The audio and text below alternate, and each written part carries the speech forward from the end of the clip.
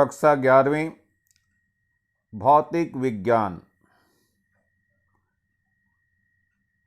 आज भौतिक जगत के बारे में पढ़ेंगे। मैं आर.एस. प्रसाद सर आपको आज भौतिक जगत के बारे में बताऊंगा, क्या हमारा जगत इस बारे में बोलता है।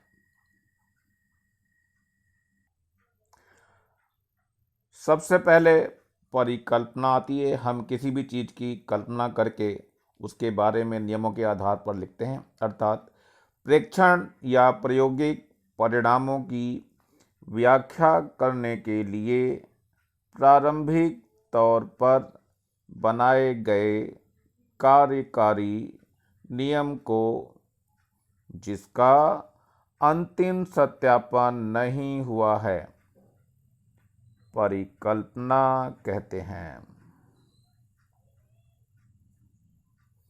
इसी प्रकार सिद्धांत किसे कहते हैं, इसको भी समझाया गया है। परिभाषा आपको बिल्कुल ऐसे ही लिखना है। प्रकृति के कुछ ज्ञात नियमों के पदों में भौतिक निकायों की व्याख्या करने के लिए प्रयोगों और प्रेक्षणों द्वारा सत्यापित परिकल्पना को सिद्धांत कहते हैं। कोई भी सिद्धांत तभी मान्य होता है जब वह अधिक से अधिक प्रसंगानुकूल प्रेक्षणों की संतोषजनक व्याख्या कर सके।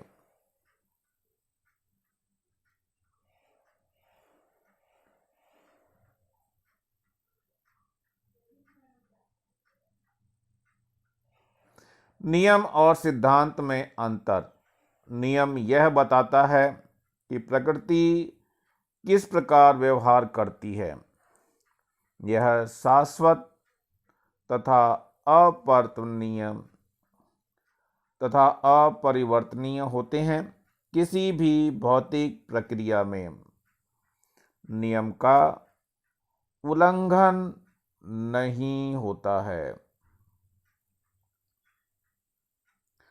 सिद्धांत प्रेक्षणों या प्रायोगिक परिणामों की व्याख्या करने के लिए ज्ञात नियमों की सहायता से बनाया जाता है। आवश्यकता पड़ने पर सिद्धांत में परिवर्तन भी किया जाता है।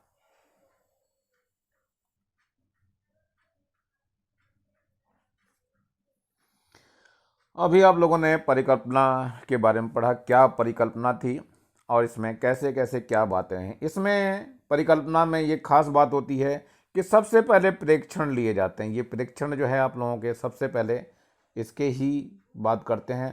प्रेक्षण कई बार करते हैं, प्रैक्टिकल करते रहते हैं और उनके परिणामों को, ये जो परिणाम है आपको, इनका हम अध्ययन करते रहते हैं। व्याख्या प्रारंभिक तौर पे करते हैं। जैसे कि हमें पानी के अंदर घर बनाना है तो पहले उसकी परिकल्पना करेंगे कि हाँ ऐसा ऐसा बन सकता है। ऐसे हम पुल बनाते हैं पानी के अंदर से उठाते हुए, तो पहले परिकल्पना करते हैं, फिर प्रयोग करते हैं और प्रयोग करने के बाद जब परिणाम उसका कुछ मिल जाता है तो सत्यापन होता है उसका। तो सत्यापन से पहले, यानी ये जो दिया हुआ है सत्यापन नहीं हुआ है, इसका मतलब सत्यापन से पहले जो आप लोगों ने कल्पना करी है उसका कोई रिजल्ट नहीं अभी तक निकला है, उसको हम परिकल्पना कहते हैं। ये है परिकल्पना की परिभाषा। यही आपको अच्छी तरह से लर्न करनी है। परिभाषाएं आप लोगों को फिजिक्स में जो भी हैं बड़े ध्यान से और अच्छी तरह से लर्न करनी है आपको।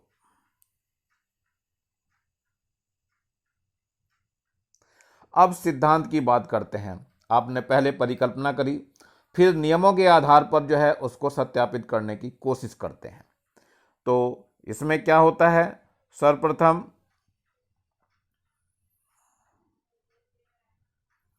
प्रकृति के जो नियम ज्ञात होते हैं, ये जो हमारे पास नियम बने हुए हैं, नियम जो भी ज्ञात होते हैं उसका भौतिक जो निकाय है, हमारे चारों तरफ का जो आवरण है, उसमें हम इसका प्रैक्टिकल करके देखते हैं और प्रयोगों के आधार पर उसकी व्याख्या करने की कोशिश करते हैं और उसे बार बार जो है प्रेक्षण को, अपने प्रयोग को, प्रेक्षण जो भी कर रहे हैं, सत्यापित करने की कोशिश करते हैं।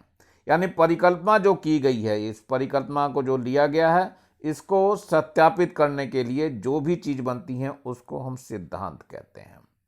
तो सिद्धांत यही है कि हमने जो परिकल्पना करी है उसके लिए प्रैक्टिकल करते हैं, यानी प्रयोग करते हैं और प्रयोग करने के बाद नियमों को मिला जुला करके एक अलग से नियम बनाया जाता है जिसको हम सिद्धांत बोलते हैं।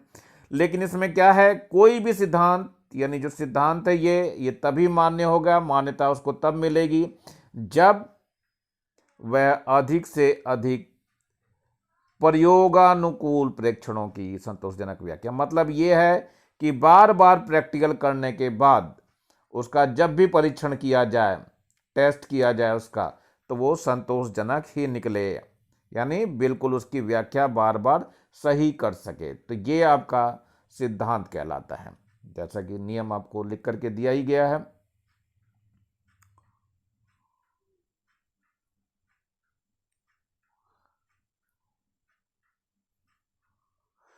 अब आता है नियम और सिद्धांत में अंतर।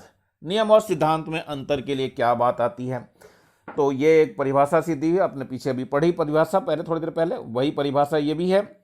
नियम यह बताता है कि प्रकृति किस प्रकार व्यवहार करती है, मतलब ये है आपकी कि ये प्रकृति के बारे में ज़्यादा चलता है, यानी प्रकृति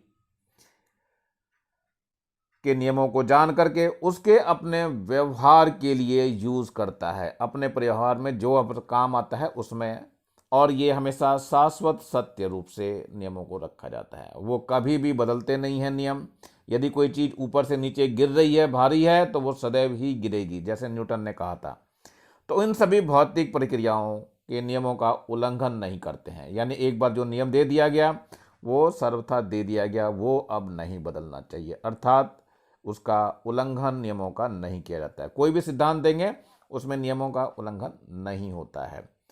अब इसके बाद सिद्धांत के बाद प्रेक्षणों को, सिद्धांत की बात जो कर रहे हैं वो प्रेक्षणों को जो है प्रैक्टिकल कर करके कई सारे परिणामों की व्याख्या की जाती है, यानी ये परिणाम जो है कई सारे व्याख्या करते हैं। सिद्धांत के लिए क्या करते हैं, कई बार प्रयोग करते हैं, यानी ये प्रेक्षण किया जाता है या प्रयोग किया जाएगा और परिणाम को देखा जाएगा बार बार और उसकी व्याख्या करी जाएगी, और हर बार जो है इसकी व्याख्या बिल्कुल सही आनी चाहिए। आवश्यकता पड़ने पर जरूरी नहीं है कि सिद्धांत आपने जो दे दिया वो ठीक ही रहे, उसको हम बदल भी सकते हैं। तो सिद्धांत आवश्यकता पड़ने पर क्या होता है, बदले भी जा सकते हैं, लेकिन नियम कभी नहीं बदलते हैं। हमेशा ध्यान रखना है, नियमों को नहीं बदला जा सकता, लेकिन सिद्धांत को हम बदल भी सकते हैं। तो ये इन दोनों में अंतर है। प्रकृति के जो भी रूल्स हैं उसको फॉलो करना वो नियम में आता है, उन रूल्स से बना करके जो दूसरी चीज़ें ली जाती है वो सिद्धांत में आता है। अब हम चलते हैं अपने कुछ महान साइंटिस्टों के काम को लेते हैं। ये अपने कैसे कैसे और योगदान देते रहे हैं, हमारी लाइफ को बनाते रहे हैं और भौतिक जगत हमारा मजबूत होता रहा। सबसे पहले नाम आता है न्यूटन का। न्यूटन वास्तव में हमारे इस भौतिक जगत का सबसे जूझारू व्यक्ति था, जिसने बहुत कम समय में बहुत सारी खोजों को दिया है। कुछ उसकी खोज यहाँ पे प्रस्तुत है। पहला है इसमें दिया हुआ आपका, सबसे पहले आप लेते हैं न्यूटन वास्तव में इंग्लैंड का रहने वाला है। ये सार्वत्रिक गुरुत्वाकर्षण के नियम की व्याख्या करी इसने, नियम को दिखाया। फिर प्रकाश का कणिका सिद्धांत दिया जो कि बाद में फेल भी हो गया। गति के नियम इसी पे ही चलते हैं सारे के सारे, और परावर्तक दूरदर्शी का भी नियम इसने दिया, उसको बनाया। लेकिन और भी बहुत सारे जो हैं इसकी खोज, इसके नाम हैं, लेकिन यहाँ पर सभी खोजों का उल्लेख हम नहीं कर सकते हैं, ना ही आपके कोर्स में है। चलते हैं फैराडे। माइकल फैराडे इंग्लैंड का रहने वाला है। ये विद्युत चुंबकीय प्रेरण के नियम दिए, डायनमो बनाया, विद्युत अपघटन के नियम दिए, अर्थात आजकल जो फैराडे में विद्युत चुंबकीय प्रेरण चल रहा है वो इसी का दिया हुआ है। आइंस्टाइन को आप लोग अच्छी तरह से जानते हैं, ये जर्मनी का रहने वाला है। आपेक्षिकता का सिद्धांत दिया और प्रकाश विद्युत प्रभाव की व्याख्या करी, द्रव्य और ऊर्जा की तुल्यता की। रिलेटिविटी मोशन का मतलब अपेक्षिकता का सिद्धांत, ये हम आगे अंदर चैप्टर में पढ़ेंगे। प्रकाश विद्युत प्रभाव की व्याख्या, ये भी हम अंदर पढ़ेंगे। हल्का सा आप लोगों को समझ सकते हो। जब प्रकाश विद्युत प्रभाव क्या होता है इसको समझाने के लिए, जब किसी धातु की सतह पे कोई प्रकाश पड़ता है तो प्रकाश की ऊर्जा को लेकर के धातु की सतह से इलेक्ट्रॉन का उत्सर्जन होने लगता है। इस घटना को प्रकाश विद्युत प्रभाव कहते हैं। इस पे आधारित बहुत सारी चीज़ें इन्होंने दी और जो कि चैप्टर में हम पढ़ेंगे। ऊर्जा की तुल्यता भी इन्होंने करी, एक प्रकार की ऊर्जा दूसरी प्रकार की ऊर्जा में बदल जाती है। इसके बाद नाम आता है गैलीलियो का। गैलीलियो साहब इटली के रहने वाले थे और गैलीलियन टेलीस्कोप की खोज करी। इसके बाद जो है रोजन जर्मनी का रहने वाला है। ये रोजन जर्मनी का रहने वाला है और इसने एक्स किरणों की खोज करी है। ध्यान रखना एग्जाम में यहाँ से एक दो क्वेश्चन जरूर रहते हैं कि ये वैज्ञानिक कहाँ का रहने वाला है और इसने क्या क्या योगदान हमारे भौतिक जगत में दिया है। मैक्सवेल क्लार्क हैं, ये क्लार्क मैक्सवेल है। ये स्कॉटलैंड का रहने वाला है और इसने खोज काहे की करी है? प्रकाश विद्युत चुंबकीय सिद्धांत का और गैस के अणुओं के मध्य वेग वितरण का नियम। तो ये जो थे साइंटिस्ट, ये इन्होंने अलग अलग योगदान दिया है और इन्हीं योगदानों को हमें स्मरण करना है, यानी याद करना है। इनमें से एक आधा क्वेश्चन जरूर रहेगा। अब यहाँ पे थोड़ा सा मैंने डिस्कस करने की बात करी। न्यूटन का सौरती गुरुत्वाकर्षण का नियम क्या था? नियम बहुत से बच्चों को नहीं पता है, लेकिन पता भी है जो पिछली क्लास में पढ़ करके आए। इसने क्या कहा था न्यूटन ने कि ब्रह्मांड में रखी हुई सभी वस्तुएं एक दूसरे को एक बल द्वारा आकर्षित करती हैं। मेरे ख्याल से मैंने पढ़ाया भी था आप लोगों को पिछले लेसन में, पिछले कक्षा में मैंने इसको पढ़ा के बताया था सब कुछ। ये दो वस्तुएं हैं ब्रह्मांड में रखी हुई, ये एक दूसरे को एक बल द्वारा आकर्षित करती हैं। मान लिया वो बल F है। ये बल F किन किन चीज़ों पर निर्भर करता है? पहला तो ये है कि ये बल जो है दोनों द्रव्यमानों के गुणनफल के अनुक्रमानुपाती होता है तथा बीच की दूरी के वर्ग के व्युत्क्रमानुपाती होता है।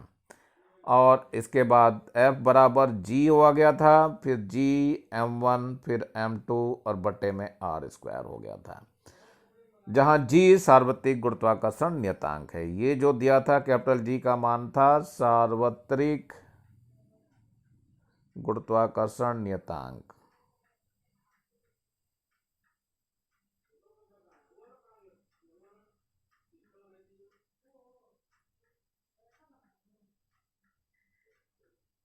ये सार्वत्रिक गुरुत्वाकर्षण नियतांक है। इस तरह से बहुत सारे नियम दिए इसने, जो कि नियम मैंने पीछे अभी बताया। ये एक नियम आप लोगों का पढ़ा हुआ था जो कि मैंने इसमें समझाया आप लोगों को। अब चलते हैं थोड़े और साइंटिस्टों के बारे में, इन लोगों ने क्या क्या योगदान दिया है इसको भी जान लेते हैं। सबसे पहले हम लेते हैं रॉबर्ट हुक को। रॉबर्ट हुक ने क्या करा था? ये इंग्लैंड का रहने वाला था और प्रत्यास्थता की खोज की थी। बहुत सारे बच्चों को प्रत्यास्थता भी नहीं पता होती है, होती क्या है प्रत्यास्थता। थोड़ी सी प्रत्यास्थता के बारे में जान लेते हैं। जैसे हमने जो है एक स्प्रिंग बांध करके यहाँ लटका दिया है और इस स्प्रिंग को जो है थोड़ा सा खींच करके हम छोड़ देते हैं। यहाँ से सपोज किया, खींचा इसको और खींचने के बाद इसको छोड़ दिया गया, तो ये स्प्रिंग अपनी प्रारंभिक अवस्था में लौट आता है। यानी कि ये पहले अगर इतना सा था और बाद के खींच करके इतना हो गया है, ये इतना खिंच गया है, तो छोड़ने के बाद ये अपनी प्रारंभिक अवस्था में लौटा है। इस गुण को, पदार्थ के इस गुण को जो अपनी प्रारंभिक अवस्था में लौट आता है, प्रत्यास्थता कहते हैं। तो ये प्रत्यास्थता का जो नियम है वो इंग्लैंड के रहने वाले रॉबर्ट हुक ने दिया था। तो जब चैप्टर आएगा, चैप्टर में भी मैं इसको समझाऊंगा। अभी फिलहाल तो इतना ही लेकर के चलो कि प्रत्यास्थता होता क्या है। इसके बाद आया था सीवी रमन। सीवी रमन साहब ने भी, ये तो भारत के ही हैं, रमन प्रभाव प्रकाश के प्रकीर्णन में समझाया था। प्रकाश के प्रकीर्णन में ये हुआ था, जब प्रकाश का स्पेक्ट्रम देखा जाता है तो स्पेक्ट्रम में सातों रंग दिखाई देते हैं। चलिए थोड़ा इसको भी समझ लेते हैं क्या ये रमन प्रभाव था।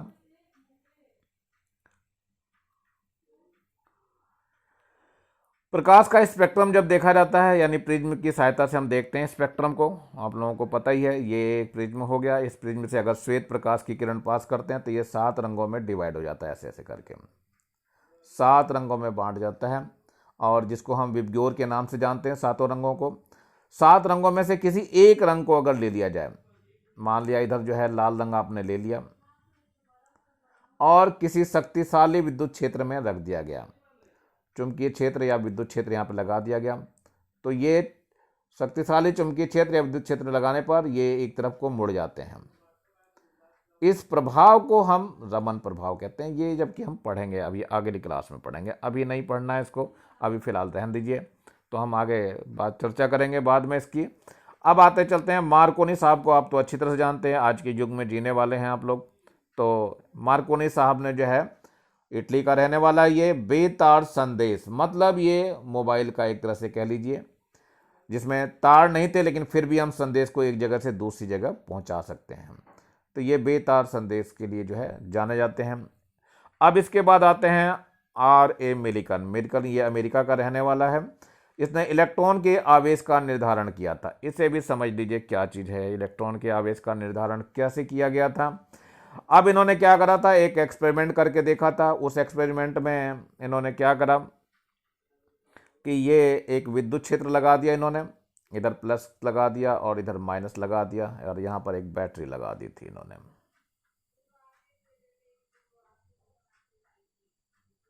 ऐसे बैटरी लगा दी थी और इसके अंदर तेल निर्वात उत्पन्न करके इसमें तेल की जो है बूंदें भेजी गई, यहाँ से तेल की बूंदें।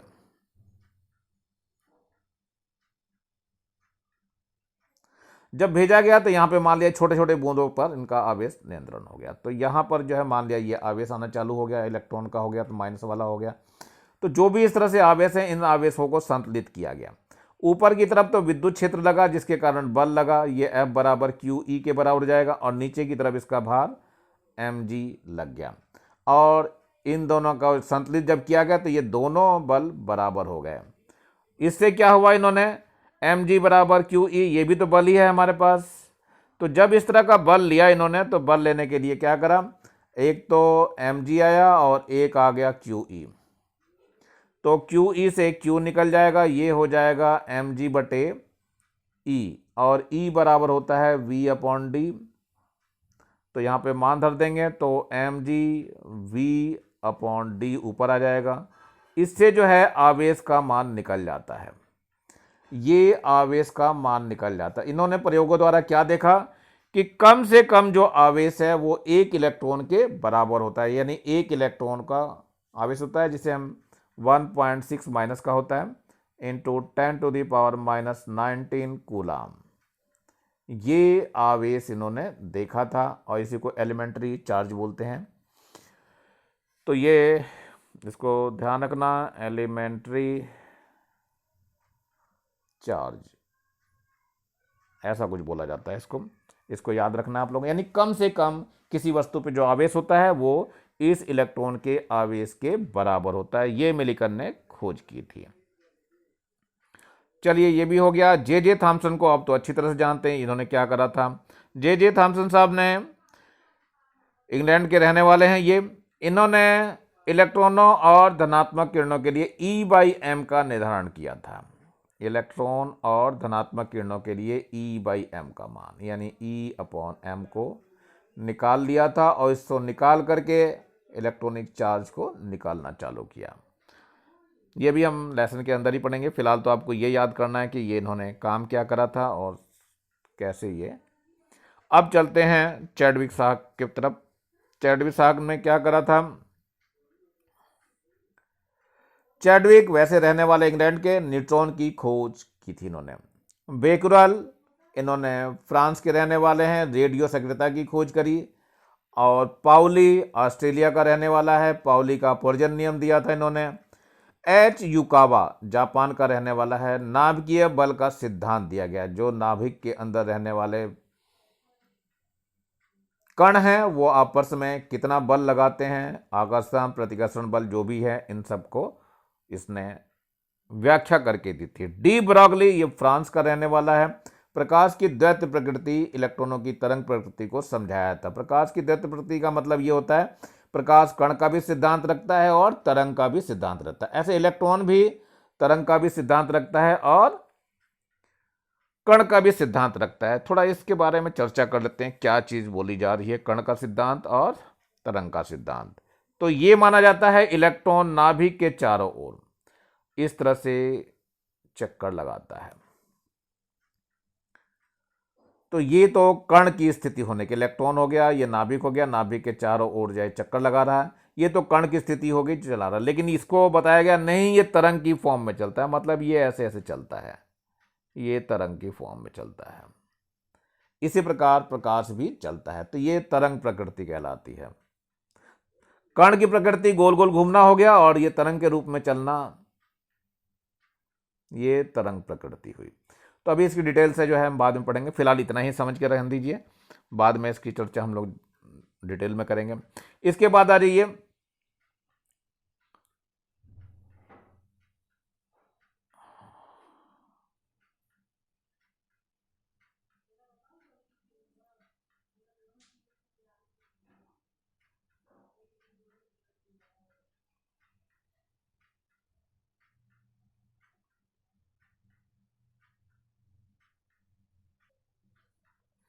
अब आते हैं हाइजेनबर्ग पे। हाइजेनबर्ग जो है जर्मनी का रहने वाला है। इसने अनिश्चितता का सिद्धांत दिया था और मैट्रिक्स यांत्रिकी का विकास भी किया था, इसकी तरफ इसने ज़्यादा एक्सप्लेनेशन किया था।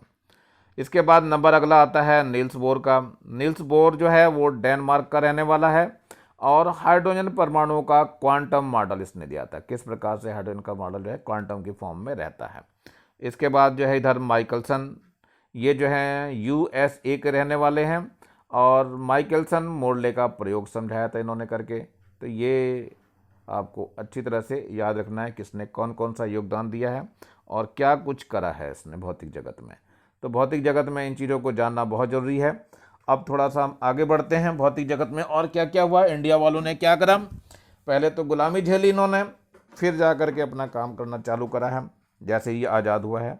तो सबसे पहले नाम आता है होमी जे भाभा। इन्होंने क्या करा था, होमी जे भाभा ने भारत के रहने वाले हैं, अंतरिक्ष किरणों की बौछार का जो है अध्ययन किया था। ऐसे ही एक और साइंटिस्ट है आर्किमिडीज, जो ग्रीस के रहने वाले हैं। आर्किमिडीज का सिद्धांत प्रतिपादित किया था इन्होंने। एक नाम आता है सत्येंद्र नाथ बोस, ये भारत के रहने वाले हैं। ये बोस आइंस्टीन सांख्यिकी का विकास किया था इन्होंने। ऐसी मेघनाथ साहा भारत के रहने वाले हैं, तापीय आयनीकरण का सिद्धांत दिया था इन्होंने। सुब्रमण्यम शेखर भारत के रहने वाले हैं, तारों की जीवन गाथा का वर्णन किया था। फर्मी इटली के रहने वाले हैं, कृत्रिम रेडियो एक्टिव तत्वों की पहचान की, किस प्रकार से पहचान सकते हैं रेडियो एक्टिव तत्व। रेडियो एक्टिव तत्व वो होते हैं जिनमें से स्वतः ही अल्फा बीटा किरणों का उत्सर्जन होता रहता है। जरा देख लें कैसे होता है। मान लिया कोई पदार्थ ऐसे रखा हुआ है, इनमें से जो है किरणें निकलती हैं ऐसे ऐसे करके, और ये किरणें अल्फा बीटा और गामा होती हैं। तो जिन तत्वों से स्वतः इन किरणों का उत्सर्जन होता है, किरणें निकलती हैं, उन्हें रेडियो एक्टिव तत्व कहते हैं। इनकी पहचान करने में इन्होंने मदद की थी।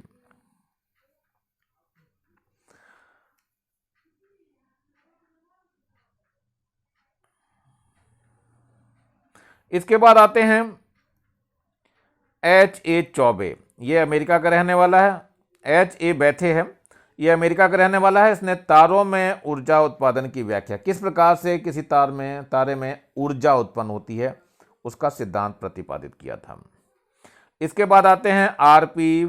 फेनमान, ये अमेरिका का रहने वाला है। इसने क्वांटम विद्युत गति में शोध किया था, क्वांटम विद्युत गति में शोध किया था, तो इसको भी याद करना है। और इसके बाद पावेल साहब हैं, पावेल साहब इंग्लैंड के रहने वाले हैं। इन्होंने पाई मैनसॉन की खोज की थी। पाई मैनसॉन थोड़ा समझना आप लोगों को कठिन सा पड़ेगा, इसको इस तरह से समझिए जैसे किसी इलेक्ट्रॉन प्रोटॉन न्यूट्रॉन के बारे में आप जानते हो। तो जिस प्रकार किसी भी तत्व में ये नाभिक होता है, नाभिक में प्रोटॉन होते हैं, न्यूट्रॉन होते हैं और इसके चारों ओर इलेक्ट्रॉन निकलते हैं, चक्कर लगा रहे होते हैं। तो एक तो प्रोटॉन हो गया ये, दूसरा न्यूट्रॉन हो गया, ये न्यूट्रॉन हो गया और ये इलेक्ट्रॉन हो गया। तो ये 3 ही तत्व आपको दिखाई दे रहे हैं। इस तरह के जो है बहुत सारे तत्वों की खोज हुई, उसमें से एक तत्व वही था जो आपने पीछे देखा, जिसका नाम है पाई मैनसॉन। यानी पाई मैनसॉन की जो डिस्कवरी है, यानी इसकी खोज पावेल ने की थी। जगदीश चंद्र बोस, ये तो भारत के रहने वाले हैं। इन्होंने बेता संदेश और पौधों में चेतना जगाना का काम किया था। इस प्रकार साइंटिस्टों ने अपना योगदान दिया है और सभी साइंटिस्टों को आप लोगों को ढंग से याद करना है और कोर्स में ध्यान रखना, ये एक प्रश्न जरूर रहता है। आगे कहीं पर भी कॉम्पिटिटिव एग्जाम में भी जाएंगे तो भी जो है ये बहुत ज़्यादा आप लोगों से पूछा जाएगा। चलिए ठीक है, ये आपको मेरा वीडियो अच्छा लगा हो तो मेरे चैनल को लाइक करें, सब्सक्राइब करें और ज़्यादा से ज़्यादा शेयर करने की कोशिश करें। धन्यवाद and have a nice day.